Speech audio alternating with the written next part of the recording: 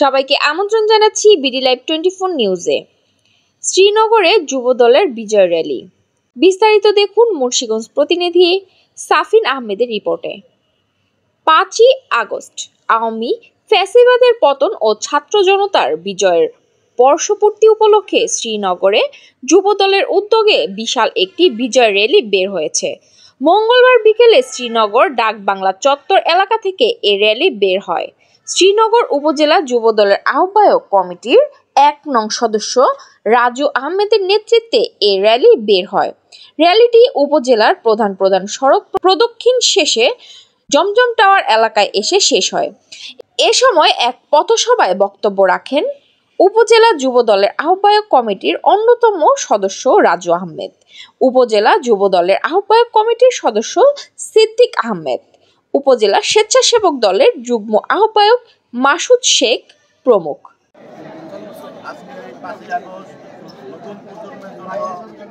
স্বাধীনতা দিবস, বিজয় দিবস। আজকে আমরা শত শত হাজার হাজার ছাত্রছাত্রী, ছাত্র জনতা, সাধারণ জনগণ, যুবদল, ছাত্রদল, বিভিন্ন অঙ্গ সংগঠনের মানুষের জীবনের বিনিময়ে আজকে আমরা এই স্বাধীনতাকে পেয়েছি। ইনশাল্লাহ নতুন প্রজন্ম আমরা যারা আছি, আমরা কখনই চাইব না নতুন করে বাংলাদেশে আর কোনো স্বৈরাচার সরকার হোক, পয়দা হোক, মানুষের জীবন নিয়ে সিনেমিতে খেলুক।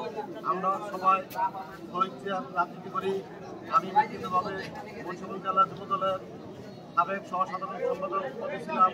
এখন শ্রীনগর থানা যুবদলের আহ্বায়ক কমিটির 1 নম্বর সদস্য নিয়ে দলের কর্মকাণ্ড করছি। আমাদের নেতা শেখ মোহাম্মদ আবদুল্লাহ ভাই, জনাব তারেক রহমান, আমাদের প্রিয় নেতা, তিনি যদি আসনের কর্ণধার হিসাবে তাকে মনোনয়ন দেয়, আমরা ছাত্রদল, যুবদল, স্বেচ্ছাসেবক দল, বিভিন্ন অঙ্গ সংগঠন সবাই তার জন্য কাজ করব এবং তিনি ব্যক্তিগতভাবে ভালো লোক, তাকে বিপুল ভোটে আমরা জয়লাভ করাবো এই আশা ব্যক্ত করে আমি আমার সংক্ষিপ্ত বক্তব্য এখানে। এই 5ই আগস্ট অনেক ছাত্রছাত্রী এবং যুবদল, ছাত্রদল, নিরহ অনেক লোক জনতার মাধ্যমে আমরা এই 5ই আগস্ট পেয়েছি। আর আমরা যুবদল সবসময় মাঠে থাকবো।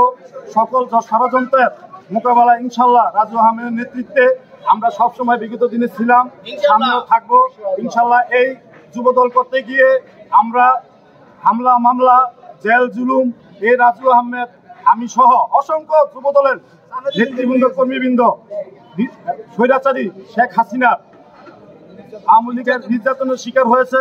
ইনশাল্লাহ মুন্সিগঞ্জ 1 আসনের নেতা শেখ মোহাম্মদ আবদুল্লাহ ভাইয়ের নেতৃত্বে আমরা যে কোনো ষড়যন্ত্রের মোকাবেলায় রাজপথে থাকবো। আল্লাহ বিসমিল্লাহির রহমানির রহিম।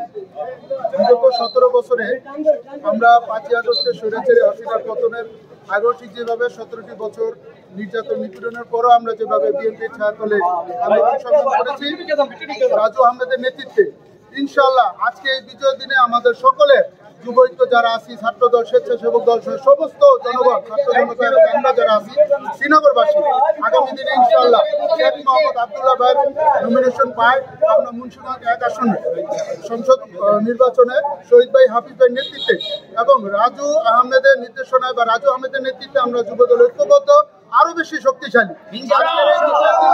আমাদের একটাই শপথ, ইনশাআল্লাহ শেখ মোহাম্মদ আবদুল্লাহ ভাই মুন্সিগঞ্জ 1 আসনে সংসদ নির্বাচিত হওয়ার জন্য যা করা লাগে রাজু আহমেদের নেতৃত্বে ইনশাআল্লাহ আমরা সেটা করি। আপনারা জানেন যে শুধু আমি না, সারা বাংলাদেশে একটা কারাগারে পরিণত হয়েছিল।